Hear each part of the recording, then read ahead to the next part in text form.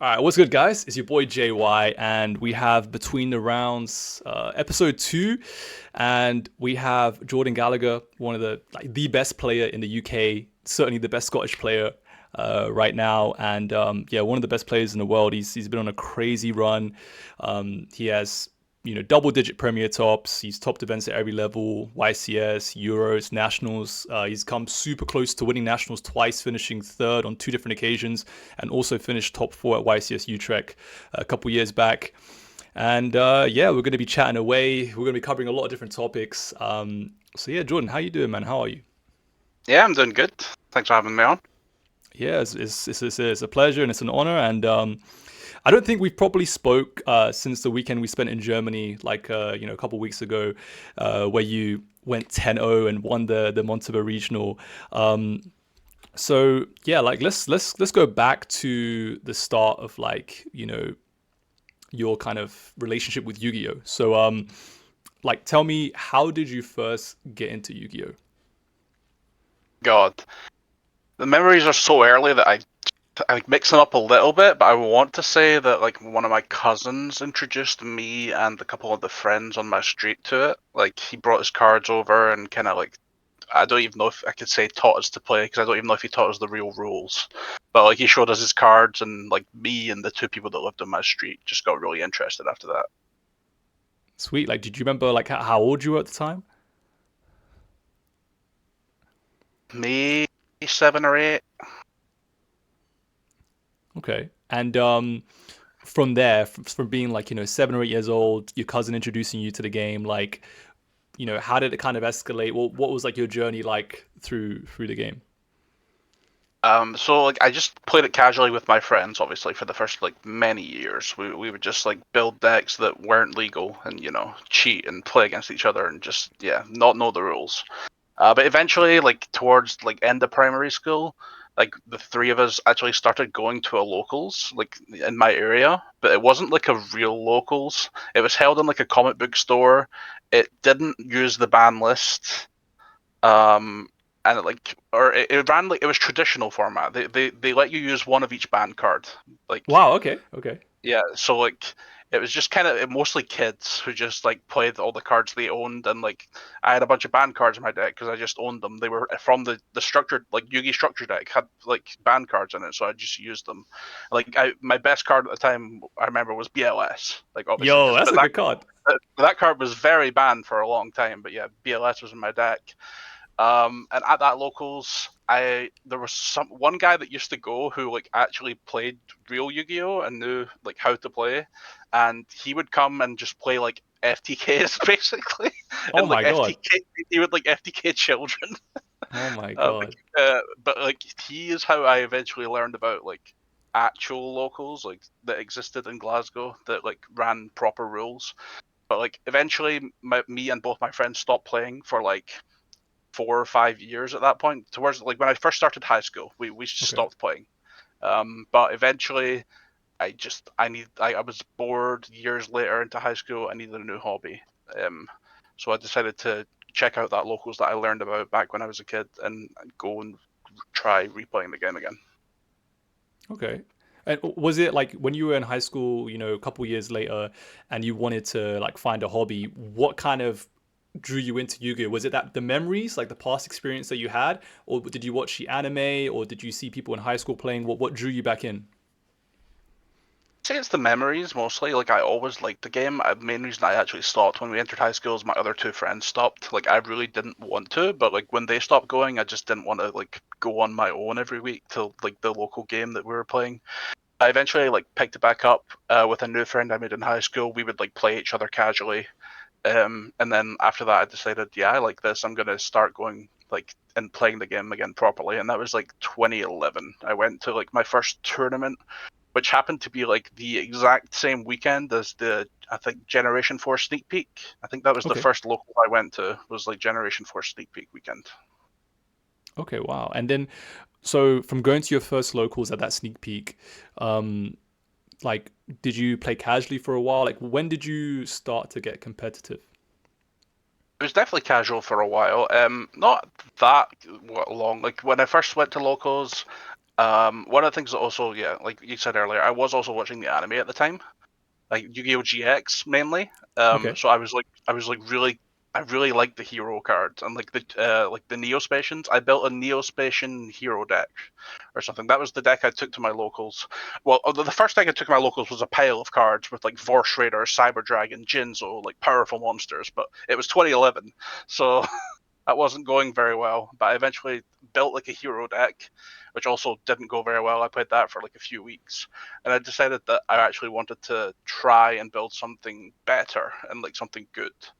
So my next goal was to build Tengu Plant, which was the best Okay. deck around the time I started to actually like look into it more. But that came with some challenges because, as people might know, Tour Guide from the Underworld was a very expensive card back then. It was like £100 each Wow. for a secret rare, and like every single Tengu Plant deck in the world played 3 Tour Guide. So like I kind of cobbled together like a Tengu Plant deck without Tour Guide for a while until I eventually managed to get myself some Tour Guides, which was a struggle. Wow. I can imagine it must have been a grind. How old were you back then? Would you have been like what, 16, In 15? 2011, 2012, so like 14 years ago, yeah, I'd be like 15, 14, 15. Yeah, yeah. Wow. And what was it like? Were you hustling for it? Like, were you trading that kind of thing to get the tour guides? No. So at the time, I was getting like an allowance from my parents, but I was like spending that on the other cards from the deck. But it was nearing, I think it was like Christmas time. I said like for Christmas this year, I asked my parents to buy me 3 tour guides and nothing else. I want it's No. still an expensive Christmas present, and they were like, "You want 3 pieces of cardboard for Christmas?" And I was like, "Yes, nothing else. Just get me 3 tour guides." And they bought me 3 tour guides. Wow, man. Shout out to your parents. You are locked in Yeah. though. You are locked in. Um, and speaking about like the anime, you mentioned Yu-Gi-Oh! GX briefly. Which Yu-Gi-Oh! Anime is your favorite? Um. Hmm. I think the issue is I haven't really watched any of them in full. If I'm being honest, like I watched I watched Jewel Monsters in full, but that's definitely not my favorite. I don't have the nostalgia for it. What I watched of GX is really cool, but like it never finished in dub, so I never Yeah. finished it, which is like weird. And then like 5Ds, I've seen a few seasons. I've not seen a lot of it. So I think if I think the only thing I've watched in full was Zexal because it was fully Okay. dubbed. It's like it's the only anime they've like ever released that they actually finished the dub for. And like back then, I wasn't into like I don't want to watch this show and read subtitles to finish it and go on a shady website to find it. So I would only watch it in English. But I would say if I had to pick one that was my favorite of what I've actually seen, it would be GX because GX. it's Okay. one of the main reasons I started playing again. Yeah, for sure. Like we have a similar like kind of background there. Like I was into heroes and Neospatians as well. Like I love Jaden. I wanted to be him, bro. So yeah, I totally get you. And then what would you say is like your favorite Yu-Gi-Oh character? Hmm.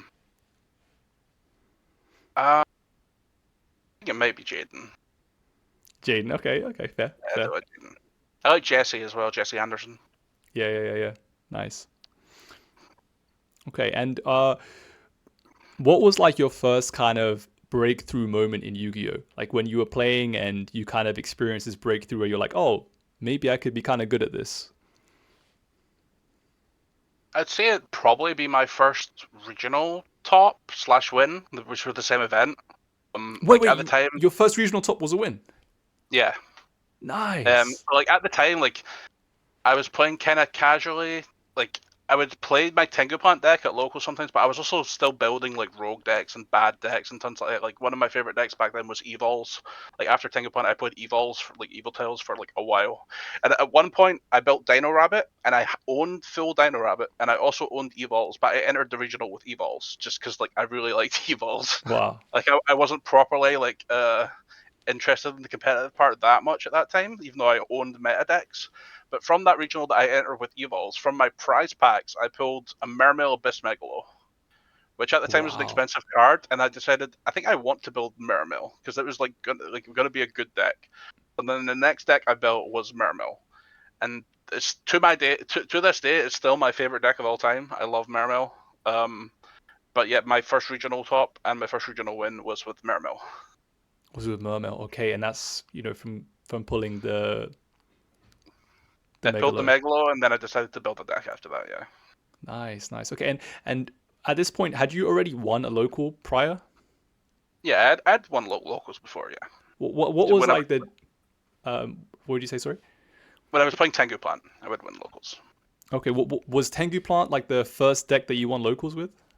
Yeah, for sure, definitely. I wasn't winning it Okay, with my Neospatian deck. okay. And would you say you were happier winning your first locals or like winning your first regional? Which one made you like happier? Regional for sure. Regional, okay. I never really valued locals, if I'm being that honest. Our scene wasn't that competitive. I would say there were maybe two or three like good players at my locals, but then the majority was quite casual people like me at the time. Yeah, yeah. So like winning locals wasn't that big a deal to me at the time. Okay, fair. And like, I'm curious, how did your parents like react? Like, knowing that you asked them for a set of tour guides for Christmas, and they were like, what is this like these expensive cards? What's the point in this? And then seeing you like win a big event, like, how did they react to that? Yeah, they were happy. They thought it was cool, but honestly, a lot they don't really get it. Ah, Like the okay, game, okay. they don't know a whole lot about it. So like I'll explain it to them, and they're happy when I tell them I'm doing well. But it doesn't go much further than that. Ah, okay, fair enough. I think that's most people's experience, to be fair. Okay, what would you say is like your proudest accomplishment, or what is the accomplishment you're most proudest of? Hmm. Um, I'm not entirely sure. I'd say it's maybe one of the first times that like I actually like when I set off with me and one of my friends and we tried to actually like deck build for ourselves for an event. Like back like I used to always just net deck people. Like I would just like find a deck, copy. My first YCS top, I copied the deck list from Joshua Schmidt.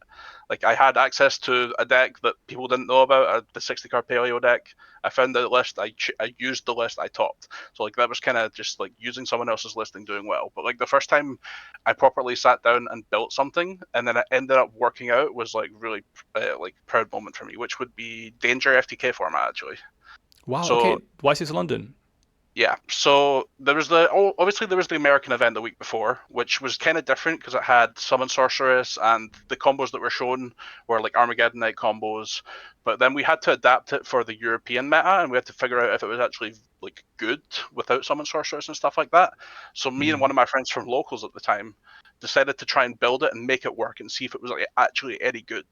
And like we did a lot of testing. We like stuff that like obviously wasn't shown in America we also managed to figure out for that weekend, such as like Azathoth. Like Azathoth was a big thing in that deck, and it wasn't Mm. a known quantity before the event. But like me and my friend, we discovered it. We built it into the deck. We found a bunch of combos. And we thought the deck was really cool, and then we also managed to get it validated because on the Friday of the YCS, Darren, I'm talking to like my testing partners at the time are like Darren Stevenson and Luke Parks and all that, and I've told him about the deck, and I've told a couple of my friends about the deck, and they're kind of sold on it. They've not tested it, so they don't know how good it is or not. Darren goes and visits Jesse Cotton at his hotel room, and he walks in, and it's like Jesse Cotton, Aaron Furman, a bunch of all of them. They're all playing Danger FTK. Yeah, They're yeah. all playing As I Thought. They're all playing all the same stuff that we had also discovered. And like when he messaged me that, I felt so validated that like I'd actually done something and built a deck that other people had also come to the same conclusions. Other people way better than me. I felt a lot of really good about. Yeah, no, for sure. It is such an amazing feeling to like, innovate, discover things for yourself. It's one of the things I love about the game. And yeah, now that's a really cool story. And I'm curious, who was the friend that you were testing with at the time? This would be my friend Christoph from Glasgow. Okay, no, I remember Christoph. Yeah. Yeah, Okay, they cool, don't cool. they don't play anymore. Yeah, cool. All right. Um, so what would you say is like your favorite deck of all time? Mermail, for sure. Okay. Every time Mermail's been like a viable deck, I tried to play it as much as I can. Like when I won my first regional with it, it was the mono Mermail deck that had like Abyss Teus and all that. I played it then. I played it in 2014 when it was Fire Water format. I played it when it came back again. I played it during Hat format. I played it like almost every format that I could. Okay, have you tried it for this format? No, I played it last year at one YCS, or like last season at one YCS. Like when it was before the Suda support, so it didn't have the big Poseidra, but I think it was the Ubel format, Lille or something. It was Snake Hat Ubel format. I hated both decks. I didn't like the format at all. I was like, I'm gonna play Mermail. I love this deck, so I played it for one YCS. And But how'd it go? Like, I think I was like this is like the first time this has ever happened to me at YCS. I was like X2 on about like round 6 or something. I wasn't doing particularly well. And then round 7 got paired, and I didn't know the round got paired. And I showed up to the table 3 minutes late and got a game loss. oh damn, And then I bricked game 2. So I lost a match damn, in like 5 minutes. It's the first game loss I've ever had at YCS because I didn't know the round was up. I don't know what the setting was with the venue. I was sitting at the feature match area, and like obviously the feature match usually starts like 10 minutes after the round starts. So like players hadn't shown up there yet, so I couldn't tell the round had started. I guess there was an announcement, but I didn't hear it. Yeah, and I ended up showing up to the table late and got a game loss, so I got put out like round 7, unfortunately. damn. That's rough. And the thing is, with like Mermail, like being X too early is not a bad thing because you're gonna play more rogue matchups. But yeah, that's unfortunate. Quick little thing here. We got 12 views on YouTube, 3 views on Twitch. Shout out to everyone who's joined. Please make sure to follow, like the video or like the stream to help promote it. But yeah, thanks for everyone for joining. Cool. So what keeps you playing Yu-Gi-Oh today? Like, what's your motivation? What keeps you playing the game? I enjoy the game a lot. I've tried other hard games. I've tried other hobbies. None of them just really suit me as much as Yu-Gi-Oh does. I just enjoy it a lot. I enjoy the traveling. I make a lot of my majority of my friends I've made through Yu-Gi-Oh, so it gives me people to talk to and becomes friends with. But yeah, that's mainly it. Yeah, no, I can definitely relate to that. You kind of touched on something I was going to ask you. So, how do you compare Yu-Gi-Oh to like other TCGs, like Pokemon, Magic the Gathering, One Piece, Lorcana, etc.? How do you compare them? The majority of them are too slow for me. Like the thing that everyone like complains about with Yu-Gi-Oh is it's so fast, it's so powerful, but like that's why I like it. Like when I play Pokemon, like Pokemon is actually kind of fast, but it's solitaire. It's like two players solitairing against each other. One player does their solitaire, and then like you pass turn, your opponent does their solitaire for 10 minutes. Like I don't like that. I like the interaction that Yu-Gi-Oh also has, and like card games like Magic. Magic's so slow. Like I could never get into the gameplay of Magic of draw, play a land, pass, draw, play a land. Like I never liked it, and I haven't really tried One Piece or any other card games. But all these like mana based card games are just not really something I've ever really felt interest in. Okay, yeah, that's fair. Like I agree. I like the fast-paced nature of Yu-Gi-Oh. Um, and do you think Yu-Gi-Oh is an accessible game? It's definitely way less accessible than the other card games because of its complexity, but I think its complexity is what makes it so special. Once you do get into it, you will understand it, but it is definitely a downside to it being so complex. Yeah, no, that's fair. And if you could change one thing about Yu-Gi-Oh, what would you change and why? Uh, Probably how they run the game. Okay. Like Konami makes a lot of questionable decisions, and I think most of the time it's not their fault. It goes through so many layers, and so many decisions have to be approved by so many different people, and like they've been making so many good choices lately. So maybe it doesn't need that, but like they've shown the capacity to run the game so much better than they have in the past year. They've made so many good decisions moving in the right direction. I think it's still a lot of decisions that just don't have to be the way they are. Like I still think that the pricing has been improved. I still don't Hmm. think it's good. It's still worse than every other card game on the market, which is unfortunate. And just a lot of the like obviously product decisions as well. In the past like 2 years, product has been completely worthless. The card game Hmm. to collect has been very bad. The market has been very bad. That sort of stuff has just been mismanaged really badly. That I wish it was treated better. Okay. Yeah. No, that's I agree with you. The players have been crying. Rarity Collection 7, and everyone's bankrupt right now. All their collections are tanking. Um, and what do you think of the Yu-Gi-Oh community? Like, do you have any opinions or thoughts about the Yu-Gi-Oh community? Nothing in particular, no. I don't think they're any more or less toxic than any other card game community I've seen. I think it's like the same everywhere that I've looked. I don't think there's anything wrong with the Yu-Gi-Oh community. I think it's a great community. Okay, cool. And well, like I agree with you. I think it's a pretty great community overall. Is there something particular you think that is good about the community? Uh, I actually can't think of anything off the top of my head, but in particular that I think is like, amazingly special about them or anything. But uh, no, nothing crazy. Okay. And on the other end, like, is there something that like you don't like about the Yuga community, or like some, some aspect that you don't like?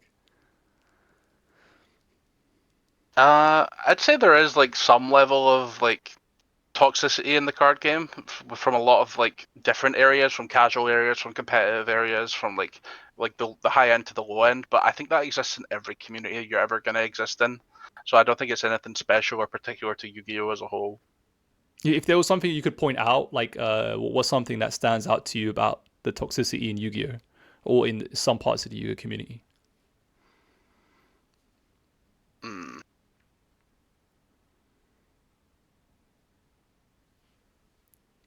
I'm blanking.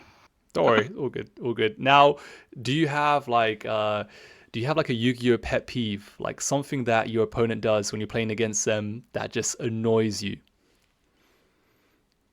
Uh, One of my pet peeves is definitely like people who, if you go for their graveyard or to pick up their card or to read it, they're like, "No, bro, you need to ask me, bro." I'm like, "We're playing a card game." Like, there's so many people that are like, "You need to ask me if you want to see my graveyard. You need to ask me if you want to touch my card." I'm like, "We're playing a card game. Like, that's just not something that you have to do.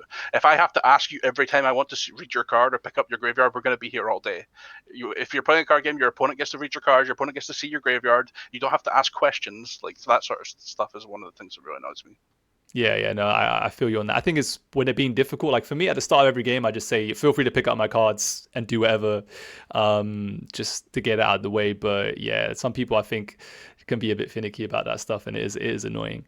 Um, do you have any crazy Yu-Gi-Oh stories? Like, it can be like you playing in the game or playing in a tournament, or it can be around the event, like traveling, or peripheral to Yu-Gi-Oh. I definitely have a lot from Okay. like the early days of traveling to YCSs. A lot of them are like story times on Farfa's YouTube channel, so a lot of people might have heard them before. So like some of the crazier ones, like the one where a bunch of my friends went to a YCS and they destroyed a hotel room and ended up with like €4,000 worth of fines they had to pay for the hotel room. And I had to loan them, some of them, a bunch of money. They had to win a giant card and sell it to get a bunch of the money. Yeah, a bunch of stuff like that. That's one of the What? year's far for story times as well. Yeah, like this was Damn. like a YCS Milan like years ago, where a bunch of them got very drunk and literally destroyed an entire hotel room, and they What? couldn't afford to pay back all the fines unless Danny won a side event, won the giant card, sold the giant card, which he did. Which giant card was it, and how much did he sell it for? I think it was I think it was El Shaddai Construct giant card. I Okay, that's I cannot remember how much he sold it for. Probably nothing compared to what giant cards are at right now. But like back then, yeah, giant cards you would sell at events for like 300 or 400. Right yeah, now yeah, they're yeah, like 3 or 4 thousand. yeah, yeah, for real, yeah. That literally like sounds like Yu-Gi-Oh! Hangover, the story, like. Yeah. Another one of the stories, which is like it's actually in one of Nadir's vlogs on his YouTube channel, is at like YCS Bochum in 2017. We got thrown out of our hotel on this Sunday because a bunch of my friends chased Nadir up and down the hallway. Like it was like a hostel type thing. You had a room and you had showers Right. in the hall. He came out the shower with a towel around his waist, and a bunch of my friends took towels, wrapped them up, and started whipping him, like running and like chasing him up and down the hallway and whipping him while he's half naked with a towel around his waist. And we got a bunch of complaints from other people in the hotel, obviously, because we're making a lot of noise and causing a big commotion.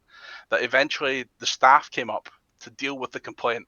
But while they were dealing with it, they found out that we had a bunch of extra people in our hotel rooms that weren't supposed to be there. Like we had a room for four and six people were sleeping in it and sort of stuff like that. And they threw us out of the hotel on the Sunday. Um, What? so then our flight wasn't until like Monday morning at like Dusseldorf Wies Airport, which is the middle of nowhere. So then we got on a train to Dusseldorf Wies at late at night. We got to Dusseldorf Wies at like 9 o'clock at night or something. Once we got off the train, we realized all the buses had stopped. There were no more buses that night, and there were like 15 of us. And we had to get to the airport for like the next morning. We couldn't get a bus. We phoned all the taxi companies, and none of them would come and get us. So then we walked for 2.5 hours from the train station to the airport in the pitch black night, just through the darkness and forest, like to the airport. Like all 15 of us, it was an experience. That's also in one of the Deers vlogs from back then. Damn, The, jeez. the I need two to and a watch half this hour vlog. walk. Yeah, they're old vlogs at this point, but that was a really fun experience. We got to the airport at like 1 or 2 a.m. or something, and we like slept on the floor until our flight at 6 a.m. Damn, you guys literally were living like the Yu-Gi-Oh hangover lifestyle, man. Shout out Glasgow Yeah, YGO, like Farfa. yeah. That's crazy. That's When the crazy. when the Scottish YGO scene was a lot bigger, it was a lot of people. Like most of these events back then, for a lot of the people, was you go there and you get drunk. Like Yeah, yeah, it was a holiday with friends with a little bit of card games on the side, and so a bunch of stuff would happen at them. yeah, yeah. Nah, I do remember the Scottish lads were like a rowdy bunch and very lively. It's always really fun to hang out with them.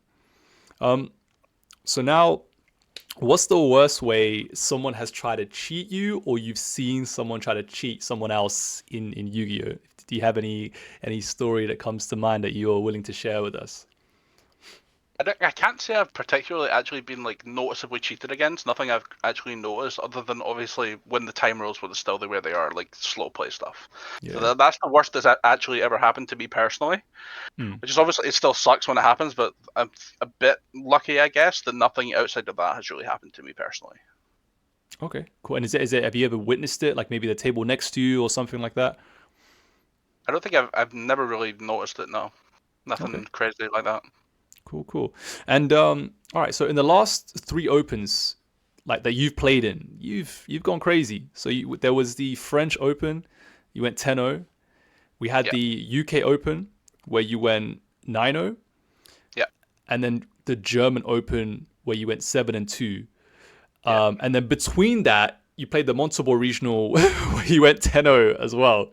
Um, Nine, 9-0, but yeah, oh, sorry, it was 9-0. My bad, 9-0. yeah, Still 9-10. The record is insane, insane. Like across what, four tournaments, you only dropped two rounds, right? yeah.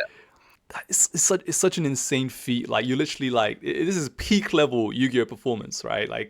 Um, like what do you think contributed to you like performing so well and to just going on such an insane run? Honestly, I think it's been a lot of luck. Like the French, I'd say the French Open was the star of it, obviously. Although, like I think a couple weekends before the French Open, I won a regional somewhere in England. I think I went 7-0 at a regional. Like after YCS Lille, I just felt a lot like I had played a lot of Dracotail, and I felt really confident in my Dracotail play. I went to a regional in England or something, Stockton. I went 7-0. I won the regional, and then the French Open was a couple weeks later. I went to the French Open, and like the first 7 rounds, I think there was nothing special. The last 2 rounds, I got in feature match, and I think both my opponents didn't play the best, maybe feature match nerves, maybe stuff like that, and I just kind of managed to lock out. Like I was like the round 9 was like debatable. I probably still was winning that one, but round 10 in the finals, game 3, my opponent just made had the game in their pocket and just like threw it away, and I just got really lucky to win that one. Honestly, I should have lost that one 100%, but managed to sneak out the win at the end from like a mistake from my opponent. So I think I got lucky winning that one. I probably should have been 9-1. Then the UK Open, honestly, it kind of happened again. I made it to the finals again the last round, and my opponent just kind of didn't do their combos the greatest in the last round. Like won the Biru, managed to beat Phil Mitsuyomo combo 2 games in a row, which it never should, but it managed to do it. I just feature match nerves again. I've I've had quite a lot of feature matches over the year. I don't feel any different, any nerve when I'm on feature match. I think that's like a benefit to me. If I ever get a feature match, I'm happy because I feel like I'm gonna be fine. My opponent probably won't be if they've never had one before. A lot of people feel a lot of nerves in that situation, but I personally don't. So I just like the UK Open kind of went that way. And then Montebar, yeah, I didn't expect to do that well at that one as well. Like I just felt like it was towards the end of the format. There was more Vanquish Soul. I did not have a good performance at YCS Bologna. I lost the first round at YCS Bologna.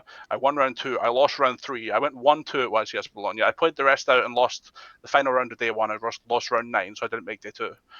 But I just like wasn't feeling the best after that event. But still, like I don't know, went to the regional and still performed. Yeah, no, And then it's insane. Yeah. yeah, German Open just an X2 was fine. It's good points. Yeah, Nothing yeah, for special. sure. Yeah, yeah. Like for me, I get nervous in feature matches. Like I get because I'm just thinking about like, oh, if I make a single mistake, everyone is just gonna be on my ass. Like, that's like my thing. I'm like, please don't like I don't mind making a misplay, but I don't want to make a glaring error or like do an accidental illegal play or something like that. I'm just always just so nervous. But like how do you manage just to stay calm and like is it just that you've played so many? I think it might be played so many. Maybe it's a consequence of back in the day being on camera so much on the Deers channel. I'm just kind of used to being on camera a bit more. I'm a bit more used to having comments made about me that I just kind of learn to ignore it. If I ever make a mistake, like other people, everyone misplays. If I make a mistake and it's on camera, oh well, I'm human. I misplayed. People misplay all the time. Yeah, yeah. No, I'm moving towards that. Like now, I'm making a lot more content and stuff like that. So I'm kind of getting towards your stage. So hopefully, we'll be all right in the future matches. And like, do you ever like how do you stay mentally locked in? Because playing 10 rounds in one day is a lot, right? So like, how do you just stay mentally locked in for that? You know, for like 10, 11 hours. I definitely struggle with that. Like most tournaments, when it gets round five, I'm just like, especially tournaments like YCS's where there's such long gaps in between rounds. Like trying to keep myself focused and awake is so hard. I just tried to take it one round at a time and not think about like anything else. Just like like between rounds, I'll goof off. I'll like I'll nap on the table sometimes. I'll kind of be aloof, but then like once the round starts, I just try and lock in and completely focus on it and don't think about anything else at all. Awesome. Yeah, no, that's cool. And do you ever experience tilt? And like how do you deal with it? Definitely experienced tilt. Most of the time, my tilt comes from my own misplays. If I ever notice that I've made a misplay and then it ends up costing me the game, like I know that I in the past I'll definitely be tilted from that, and I try to like when I'm siding for the next game, just completely like just try and put it off, and maybe like I'll get through those next two games without thinking about it. But like in bed at night, I will think about that game in my head on repeat, thinking about that misplay and what I should have done and why did I do that. That was really stupid. Like I try and delay the tilt until later and think about it after, but like because thinking about it in the moment is useless, and like Yeah. I'm not disciplined enough to like not think about it at all. But the second the tournament's over and I'm like away from it, I will think about that misplay all day and it will annoy the hell out of me. But like I try and just delay the tilt until later. Yeah, yeah. That's I've not heard anyone say that like delay the tilt. Yeah, You have like delayed gratification and then you got delayed tilt. You know, just don't think about it later. For like, and I can totally relate. You know, after a tournament, especially if it's a future match, because then you can actually watch it back and like, and it just lingers. And you're in the shower, you're eating food the next day, and you're just thinking about why did I do that? But yeah, I can relate. yeah. Um, If I ever miss playing a feature match, I'm not watching that back. That will just oh, that will tilt me more. Like I don't want to know. Like if I know in my head I misplayed, I don't have to go and watch myself misplay again. I'll just like okay, I misplayed. Yeah, let's not think about that. yeah, that's fair. That's fair. And like, I'm curious, when have you ever played against someone and that person has done something that's put you on tilt? There's definitely some occasions. Yeah, I've had a lot of people that like. I think the ones that put me on tilt the most are like people who rush you a lot. Like not even for like slow play things. They're just like, yep, yeah, yeah, hurry up, like do that, do it. Like people that rush you like constantly are like the people that tell me the most. People that talk way too much during the game. But I think that's like a common tactic from people who try and tilt their opponents. They try and like table talk them and keep talking to your opponent. Like I just want to focus. I'd say that's like the most common situations for me. But other than that, nothing. Okay, not fair. Yeah, like I can imagine. uh, I can imagine you've played all sorts of people, you know, throughout your years of playing. So I'm sure you probably have some interesting experiences. Um, And quick shout out to the viewers. We've got 20 viewers on YouTube, 3 viewers on Twitch. Everyone, please, like up the stream to help share it, all that good stuff. And yeah, so now, we talked a lot about Yu-Gi-Oh. Jordan, tell us about yourself. Like, what's life like outside of the game for you? Like, what kind of like hobbies do you have? What are you into, man? Right now, my main hobby is Yu-Gi-Oh. During the Worlds Race, I've kind of like focused myself on like I used to have like a bunch of other like I'd play World of Warcraft quite a lot before. But since I started like the Worlds Race this year, I just kind of tried to focus myself on only thinking about Yu-Gi-Oh. Like in the Mm. past, I've like had other hobbies that I would let eat into Yu-Gi-Oh. But this year, I'm trying to focus everything on just purely Yu-Gi-Oh and try and do the best I can right now. Yeah, and I mean it's been working. Like right now you're on fire, you're killing it, and hopefully you continue on this streak. Um, do you feel like competitive Yu-Gi-Oh takes a toll on your life? Like, do you feel like you have to kind of make a lot of sacrifices, outside of Yu-Gi-Oh, or do like how do you find doing the Worlds race? Um, Usually Yu-Gi-Oh doesn't involve a lot of sacrifices for me. I'm not one like a lot of people who do very well at this game are like play all the time. I don't dedicate a lot of time to playtesting. It's not as much as I definitely should, but I like there are I generally don't play a lot of the game. I think about it constantly. Most, I'd say the majority of hours of my day, I am thinking about the game. But I don't play as much as I should, so it definitely doesn't eat into my life as much as that. I play the game once a week at locals for 4 rounds, and then I consume a lot of content. I try and learn through watching. So like I watch every DB grinder video, but I'm sure a lot of people do. I consume a lot of Yu-Gi-Oh content, just gameplay wise and like theory wise. But it's like actually playing the game, it doesn't eat into my life a whole lot. Um, the traveling doesn't really eat into me. I like to travel a lot. It doesn't really particularly require any sacrifice from me. It just other than money. But the world race for me this year, it's definitely require like it definitely is a struggle from someone living in Scotland. Yeah. Traveling to these regionals, like Scottish regionals are not big. The biggest Scottish regional we had this season was 66 players, I think, which would be like 9 points, I think, if you won the regional. Whereas if I'm going to Germany, I'm getting when I won Montebar, I got 40 points. When I got 15th at the German Open, I got 41 points. When I won the French Open, I got 128 points. I would have to win like 20 tournaments in Scotland to get anywhere close to that. So for me to like do the world race, it involves a lot of travel, and for Scotland, travel is not cheap. Like to fly to like France, it's like 200-300 pounds for the flight, and then the hotel's like another £100, and then I'm paying for my food while I'm there. I'm spending 400 to 500 pounds to go to these regionals. The same for Germany. Like the flight was like 200-300 pounds. The hotel was another £100, and then trains well, like Ubers and stuff while we're there, food while we're there. I'm spending like 500-600 pounds for a weekend away. So my race is kind of focused on just going for high value regionals that I like feel might like the point conversion to money conversion might be worth it. But whereas like if even the UK regionals, if I want to go to like all the biggest UK regionals are in the south of England. For me to get there, it's trains in the UK are not cheap. It's over like £100 on a train, and then I'd still have to get a hotel because I'm in Scotland. I can't go home the same day because like it just does like the train would be too long. It just can't happen.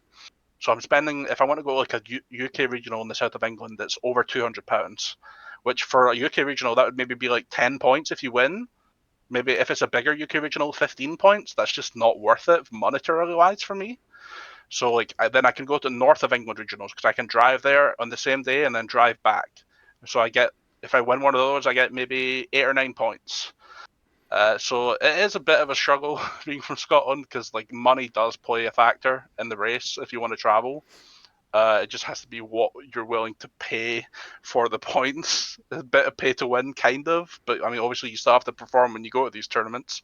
Like I did, though. I quote unquote did the world race once before, where I didn't. I tried to like very, very, very casually do it. I did well at YCS, so I had a good chunk of points. I went to the German Open, and I did well at the German Open, and I got like 50 points. And then like the next weekend there was another regional in Germany. I went to that one and I got 0 points, and I spent like £250 that weekend to get 0 points. And at that point, I was like, I'm not going to do this, and I stopped doing the World Race that year. I was like, if I want to like compete, I have to go to more German regionals. I'd have to spend £200-300. If I don't do well, I will feel awful, and I will burn the money. So I gave up on the World Race that year. The only reason I'm in the World Race this year is I decided to take a chance. I went to the French Open and I won it. And like the points from winning the French Open and the top 16 at YCS Lille just gave me a good point advantage, so I decided to actually go for it. Yeah, no, for sure. And I think it does suck that it's so expensive for you. Like I live in Milton Keynes, so it's quick shout out to Voyen for following. Appreciate you. Yeah, I live in Milton Keynes, so I'm like half an hour from London. So I can fly from all the London airports, and it's like a fraction of the cost. Like we were for the French Open, we took a bus from Paris to London, and it was like £20. And it's just like an overnight bus for like 8-9 hours. We just slept on the bus, flying into like most of our flights to France. I don't think I've paid like maybe it's like 50-60 pounds per flight, and same with Germany. Like the flights were like maybe return flight 60-70 quid, so it's like a fraction of the cost that it is for you. But you know what, props to you for holding it down and making sure to get your money's worth, mate. You've been getting those oversized cards, getting getting those boxes. So I just hope you run it up there and make it to that top 16 playoff in the summer. Could be. I'm feeling confident that I'll be there at this point. For sure, for sure. Okay, and now going into current kind of Yu-Gi-Oh topics, how do you feel about the ban list? I was pretty happy with it. I wish they would hit more floodgates. Like they Me got the too. barrier statue and the feather storm, but like I wanted dimensional fissure still going to exist in this format, and I wish it wouldn't. And like different dimension ground, dimensional fissure. Maybe there's a little bit of Draco Tail bias coming through here, but like those are like two of the biggest floodgates that I feel like are going to ruin this next format, and I just wish they weren't there. But other than that, I kind of like the hits. I think Yummy got hit too hard. Like there's a lot of like obviously Trish still like coping the deck's still the best deck, but like I still think Yummy got hit too hard. Like I think one Snatchy is so criminal. Like Herald, sure that can go, but one Snatchy that's so crazy. Yeah. I think if they could have let Yummy off a bit better. Yeah, no, But other than I that, I like agree. the ban list. Yeah, no, I agree. Yummy, poor Yummy, man. Poor Cupsy Yeah. Wupsy, poor Marshmallow. They got abused. They got abused. Hopefully Snatchy comes back. And I totally agree with the floodgates. Yeah, like a Dimension Shifter as well. What are the other cards? I hate the one-offs like Anti-Spell. There can only be one. Call by the Grave. Cross out Uh, Designator. Like I made a whole video ranting about it, but I'm sure I you want agree call. with a lot of those. Yeah, I want call by gone so badly. Yeah, I'm sure you do. Your Feminas have been called by too many times. Yeah. Okay, and like, is there a card you? Well, you kind of answered this, but if you had to just pick one specific card, is there one card you feel should have got banned that didn't get banned in the most recent ban list? Dimensional Fissure. D Fissure. It's definitely that one. Yeah, Maybe, and yeah, maybe there's Draco Tail and Mermail bias there at the same time, but like I've always liked my graveyard decks, and that card's just I don't know. Konami like I think Konami loves that card. I can't tell why, because it's also a problem in Genesis format. Like in Genesis format, it's like the best floodgate in the game, and it has 0 points. I think Konami like genuinely think that that's a fair and balanced card, and I don't know why. yeah. Maybe if enough of us like complain about it, I think they'll begin to recognize it. But as a graveyard enjoyer myself, I would be happy to see D Fissure go. Um, Now, what's one card you feel should come off the ban list? Uh, but like I can't even remember what's banned right now. Like there's probably tons of cards that are like currently banned that could come off and like wouldn't matter. I think I think Striker Dragon probably shouldn't be at one. I'm also a fan of Dragon Link, and I think Striker Dragon could probably be at more than one. or Chaos Space could probably be at 3, if I'm being honest. I think Chaos Space could be at 3 easily, or Striker Dragon could be at 3. I'm personally not a fan of like Savage Dragon coming back, which is one of the other suggestions people make for like Dragon Link. I think that card can stay banned, but I think Striker Dragon or Chaos Space could definitely come back. Yeah, no, I agree with all those. Big fan of dragons as well, and wouldn't mind them coming back. Quick shout out to Balotelino for following. Appreciate you. Thank you. And also, we have 28 viewers on YouTube, 4 viewers on Twitch. Thanks everyone for joining. Please make sure to like, share the stream, follow me, all the good stuff. There's gonna be a weekly series. We had some hiccups with previous guests, the video I did with Josh. Unfortunately, the audio was messed up on my end, so we're gonna run that back after Dortmund. And I wasn't able to schedule an interview with one of my other guests, so we're getting there. We're getting there. We're figuring it out. And yeah, so now Burst Protocol. Like, how do you feel about Burst Protocol as a set? Do you think people should buy this set? I think it's one of the it's the best core set they've released in a year, but that's not particularly hard because all the core sets they released last year were terrible. But I do think this set actually is good. I think this is one of the first core sets they've made like in over a year and a half, which is good. But it's good for the reason that a lot of people will hate, and then that they've made all the good cards high rarity. But that is how Yu-Gi-Oh has to make. The only way a core set can be good in the way they're currently designed is if you make the right cards high rarity. Because you could have this exact same set and have all the rarity distribution different, and this set could be terrible. Like, but like the way they've managed to put like the good cards in Secret or Ultra is what makes this set actually good. So I think it is a set worth buying. Yeah, no, definitely. Like one thing that comes to mind was in Doom of Dimensions, like Radiant Typhoon Vision. The draw 2 was just a common, Yeah. and that's a card that definitely should be blinged out for sure, for sure. I think like it feels like sometimes Konami just decides to make sets bad. It shouldn't be because there's obviously like so many sets in the past year where you look at this completely broken card. You're like, if this card was secret rare, it would be £60, and then they print it common or super rare, and you're like, that's a wasted opportunity to make your set have some value. Obviously, a lot of players like who are more budgetary concerned are like don't want the good cards to be higher rarity, but it's the only way to give the current design of core sets any value for like local stores to actually feel like it's worth buying product. And if your locals aren't buying product, like locals will die out. So it just has to happen until we get like a redesign of core sets, which I think the game definitely needs, to be honest. Core sets are not doing it right now. Yeah, no, definitely. I couldn't agree more. And we had a question actually earlier when we were talking about when you mentioned DB Grinder. So Dark YGO asks, what other sources of content besides DB Grinder that you watch for Yu-Gi-Oh? Well, DB Grinder is definitely the biggest one for competitive content. I also watch Vex and YGO, which is Lundriti. He posts a bunch of good content recently. Yeah. Julian Kahan, Lucas Sacco, Joshua Schmidt. Who else? Jesse. If Jesse ever makes like content that isn't, most of his content is casual, but occasionally he'll make like competitive content. I'll watch that. And then Jibriel doesn't really post videos, but he does a lot of Twitch content. A lot of big, like recently he's done 2 really big tournaments. I've watched all those games, mainly those. Yeah, I know all of them, all great content creators. And Vexen is one I've been watching a lot lately. He's been making really good videos, a lot of really good insight. I even bought the spreadsheet that Jib and Lund made together, and that's been, I haven't even gone through all of it, but it's helped me just to get some of the fundamentals for the new format. And yeah, so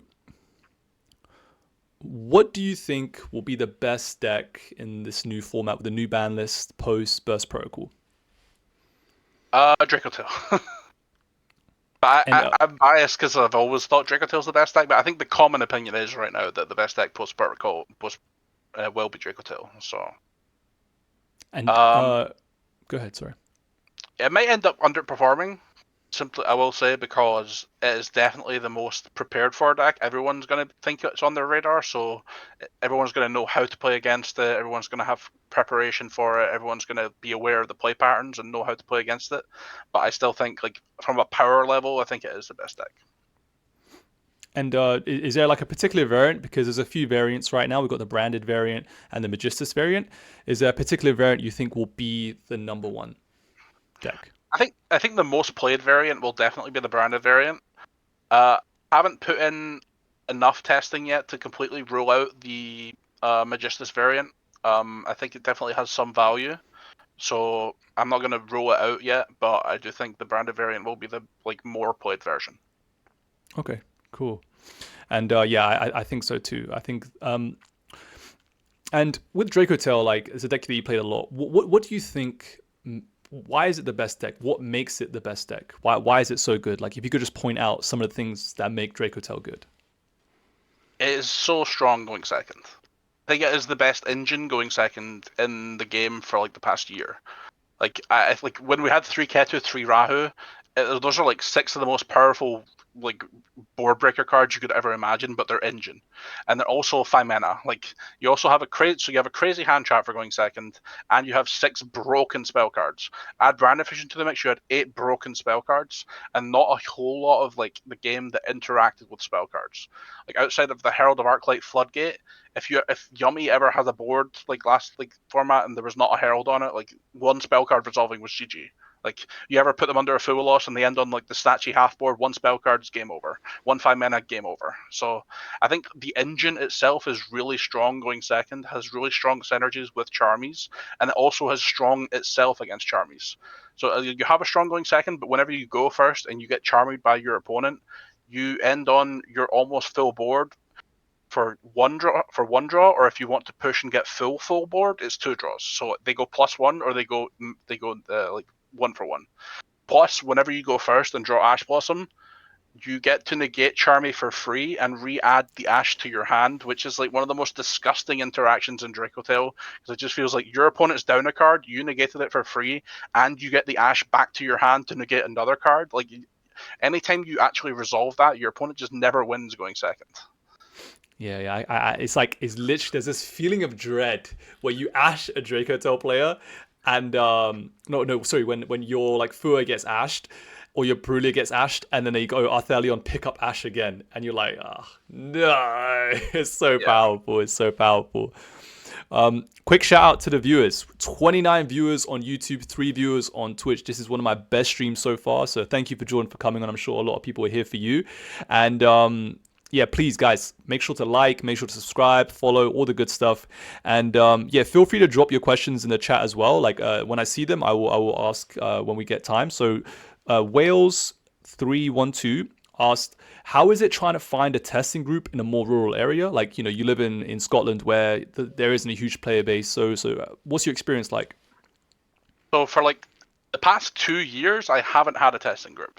I used to have a really consistent one when a bunch of my friends played the game. Like I had me, Darren Stevenson, Vlad, Baronovskis, Luke Parks, Raphael Nevin. Like we all used to theory together, and Bradley Haywood. We all used to theory together and like build decks for events. And like we would all most of the time we would all enter with the same deck that we built together. And I felt really good about that back then. Most of them don't play the game anymore. But out of that, it's just me, Bradley Haywood, and Vlad who still play the game. Like, and like, we just don't really have the same mind. Like when I was test theorying with like Luke and Darren, we would always have the same mindset of we will play the same deck and we will build it together and we will play it. But like Vlad always does his own thing. He always picks a deck that he likes and he plays it and he builds it. So theorying that is always hard. Brad also kind of has to pick a deck early and has to commit to it to feel comfortable playing it at an event, which is not something like I'll constrain myself to. I will play whatever I have to for an event. So if I ever have to change deck last minute, like that's something I need. So I haven't really had a testing group since 2 of them quit. Briefly, I for one event I tested with Joshua Schmidt and Quantal and Korean. That was like YCS Bologna. like last year, the one Josh won with the runic deck, but like Yeah. that was like a format where none of us could decide on the deck either. We did the testing for one event, and like all four of us picked a different deck, and then Josh won the event. And then like for like a year, I didn't have a testing group at all.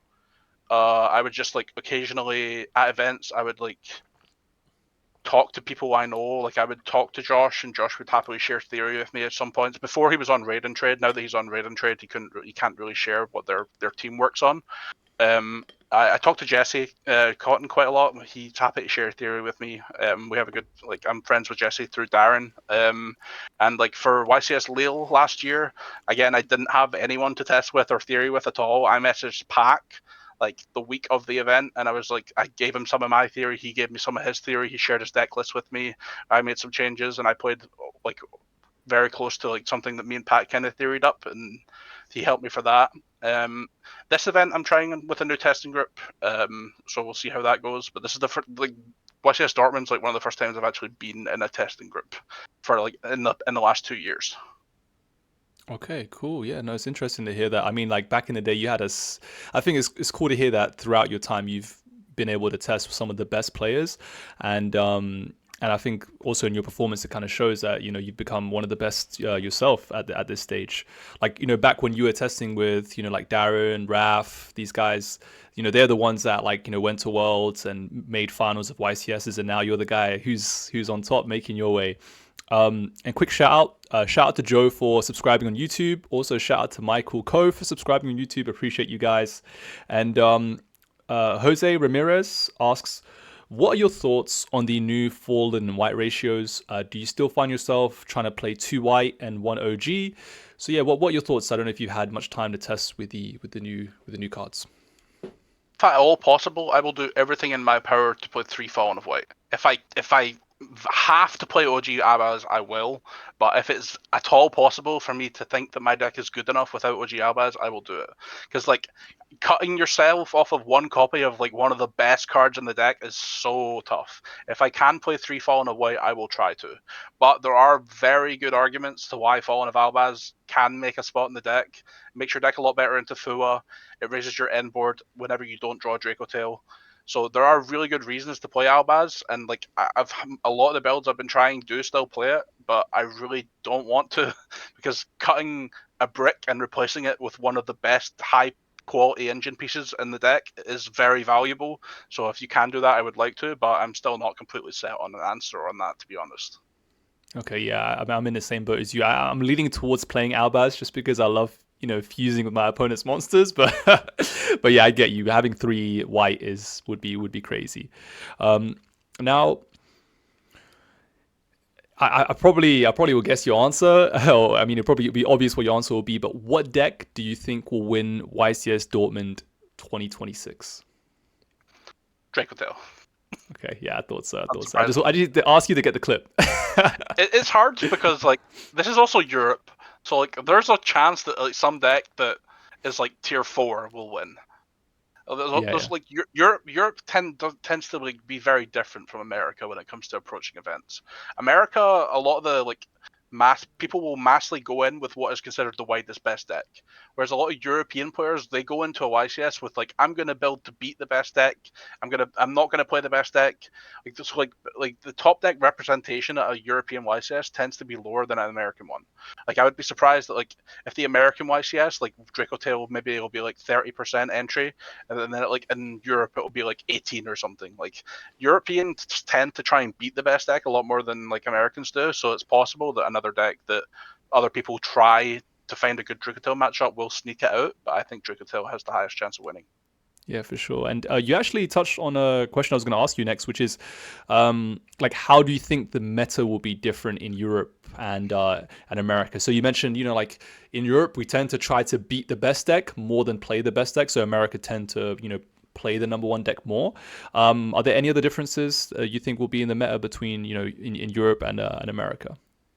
I think America also tends to lean into combo a lot more than Europe does. Like Yumi Mitsurugi was a big example of that. It's like usually Yumi Mitsurugi was kind of smaller in Europe than it was in America, and Raizio Mitsurugi was the same thing. Raizio Mitsurugi in America last format, they would always play like every brick card you could play in the deck. They would play Night Sword Serpent, they would play Kusanagi, they would play Cross, they would play Star, they would play Seventh Tachyon, they would play Mirror, they would play every brick card you could put in the deck that makes the end board better. They'll do it. America is like very combo pilled, I feel like, whereas Europe trends to be a little bit less combo pilled. Like the Raizio Mitsurugi decks in Europe generally didn't play Star or Cross. They would try and cut down on the bricks, and they would play it more like a Mitsu deck with less bricks, less power, but like more consistency, less variance. Whereas Americans are always like, I'm going to play Kusanagi, I'm going to play Aramasa, I'm going to play the Trap Guard, I'm going to play every brick I can, I'm going to play Night Sword Serpent because I want my combo deck to work. So I feel like America might be a bit more combo-y. They might take that approach with their Dracotail decks. I could see Spenta being more popular with in America because it's like peak combo slop. It's like I can play like like the most powerful combo version of Dracotail I can. And I think America tends to lean into that more than Europe will. Yeah, yeah, for sure. And I think I've noticed similar trends, and it'll be interesting to see how things play out. We have three YCSs on the same weekend. We got Dortmund, we got Richmond, and Guadalajara. So yeah, it's going to be really cool to see how it plays out. Like the anniversary YCSs are always such awesome events. Okay, so 30 viewers on YouTube, still 3 viewers on Twitch. Appreciate everyone for showing up, and also thanks for all you guys for adding questions. I'm going to be asking some of them now. So someone says British Nexus. So adding to Jose's question, thoughts on Nadir Servant and Branded in High Spirits on Dracotel, if it's worth asking. Like these cards in the deck. The DR7 I don't think is worth it. Like extra deck lock is just this too steep of a thing to ever require, to be honest. And branded high spirits I think is also just more suited for a branded deck. I don't think you have very good like search targets. Like you can search Fallen of White, but like Fallen of White is not full combo unless you're playing Magistus. But like Magistus has so many other ways to full combo that I don't think you would ever need anything like that in Dracotail.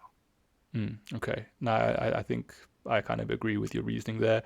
And which board? So Joe asks, which board breakers do you think will be the best in this new format?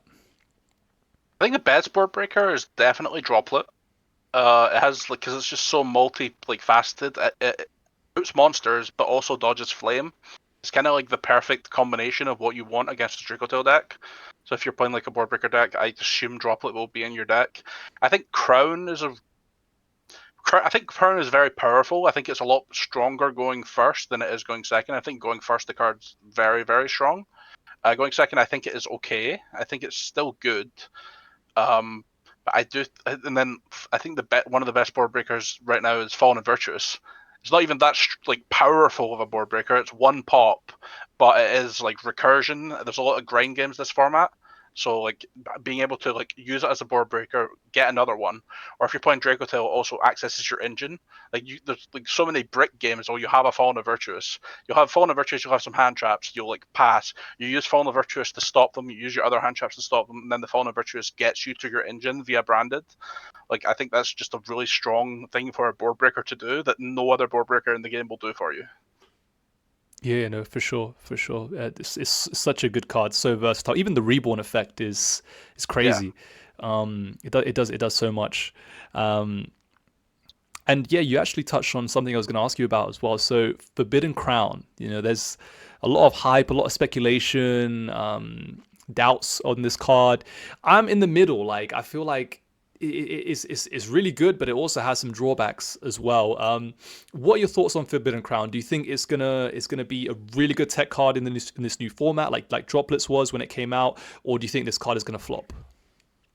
I think outside of Radiant Typhoon, I don't see it seeing a lot of play. I think almost every Radiant Typhoon will play it. The deck just needs high quality quick play spells, and there aren't enough of them, if I'm being honest. Droplet's obviously strong, but you need more board breakers that are quick play spells, and I think Crown is like the second best one. So I think it will see play in Radiant Typhoon. I think this format it might not see play in other decks, but in future formats, that card is definitely going to see play. That card definitely has insane potential to be a staple for years to come. Okay. So you heard that. Everyone buy your Forbidden Crowns. Um, cool. And so Now, what do you think is a sleeper deck for this new format? Like a deck that people aren't considering that could really, have an impact or do really well in the meta? Hmm. I don't know if it's a deck that people aren't considering, but I'd say like something like Sky Striker, or I'd say Lunalite's more considered, so probably not Lunalite, but maybe Sky Striker is like one of the off picks that like maybe has the potential to be like a good pick for next format. But like Crown is also probably a really good card in that deck as well. It's another spell non-engine which can be really powerful. I think Striker maybe has potential, but the other ones are just kind of obvious, like Lunalite, Vanquish Soul, like Crystron, like that sort of stuff that everyone else is thinking about. But probably Striker is one of the ones that a lot of people probably aren't thinking about. Okay, Sky Strike is a very, very interesting take. Um, yeah, it has all its cards back, but I feel like it just doesn't do enough. But maybe someone might find the right formula, especially with crowns to help the grind game. Okay, someone's in the chat is asking, speaking of Radiant Typhoon, I wanted to ask both your opinions on Sheena, the new wind hand trap. So yeah, you go ahead, Jordan. What are your thoughts on Sheena, the new hand trap? I think the card is very good. I think it makes playing against Radiant Typhoon very interesting. You have to always have it in the back of your mind of every play you make. If I do this and then they use Sheena and I lose all my monsters, how does that impact me? If I flip this spell trap and they change Sheena and try and bounce all my back row, how does that affect me? Like it definitely is very strong in that deck, and it definitely involves a lot of gameplay decisions to be made around it. Yeah, definitely. Well said. I agree. It's such a powerful card. Like being able to bounce all spell traps or all monsters, is crazy. Yeah, and it's gonna add a very interesting dynamic to the game. And I'm kind of excited to see how it will play out. I think it's gonna make for some interesting games for sure. And speaking of Radiant Typhoon, what do you think of Radiant Typhoon as a deck? Do you think it is a tier one deck? Yeah, I think so. I think it's probably like second or third best deck. I'd say it's like Drikotail first, then second is either Radiant Typhoon or Vanquish Soul, and I think those two are kind of fighting for second or third. But I think it's definitely good. Okay. Shout out to Maro Miss for following on Twitch. Appreciate you. And Joe asks, what do you think of Gem Knight? They think it can sneak in some games. Do you have any thoughts on Gem Knights? I think it's cool going second deck. I haven't played it a lot personally. I've played against it in Master Duel is like the most I've ever like experienced the deck. I've never actually experienced it in TCG, so I'm not entirely well versed on it to be honest. Okay, fair, fair. Yeah, like Gem Knight is a deck. I think was it Isaiah that came third at NAWCQ with it? It was Isaiah, right? Or Yeah, Isaiah? he went to Worlds, I think. Yeah, Yeah, yeah, with yeah. He went to Jim. Worlds with Gem Knights. So it's one of those decks. It can go crazy, and it just depends on whose hands it's in, and yeah. So and shout out to Maro for also subscribing on YouTube. Cool. So yeah, that is actually all of my questions. Jordan, really appreciate you taking the time. It's been really good to talk.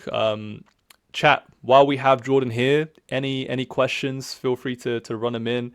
Um, and yeah, Jordan, like I know that you sell online. What's your store? Do you have a store you want me to link for you in the description? You want to give I mean, yourself a shout out? you can link my card market, but it's nothing special. I'm Jordan G 9780 on card market, but like it's nothing special. Yeah, no worries. I'll have that linked in the description. Guys, make sure to buy your cards from Jordan, help fund the world's race. And we'll That'd be definitely have him great. back on future streams. And and yeah, also, you're on a team. You're on Team Jobber, right? Yeah. Yeah, big shout out to Jobber. And Britis Nexus asks, I have to ask, a lot of mixed opinions on Malice at the moment. Any thoughts? So, White Binder is banned. Do you still think Malice is a competitive deck? Without Whitebinder, I don't think so. I think like the deck's main strength is still that it can definitely play all the best non-engine in the game, which is like that was its same strength last format. But I think without Whitebinder, I don't think the deck's good enough to be honest. And I also think the deck was bricky before, and I don't think losing Whitebinder will help you very much with that. Yeah, yeah. I mean, I feel like it was very popular in Europe, like way more popular in Europe than Yeah, America, because that's every another. regional.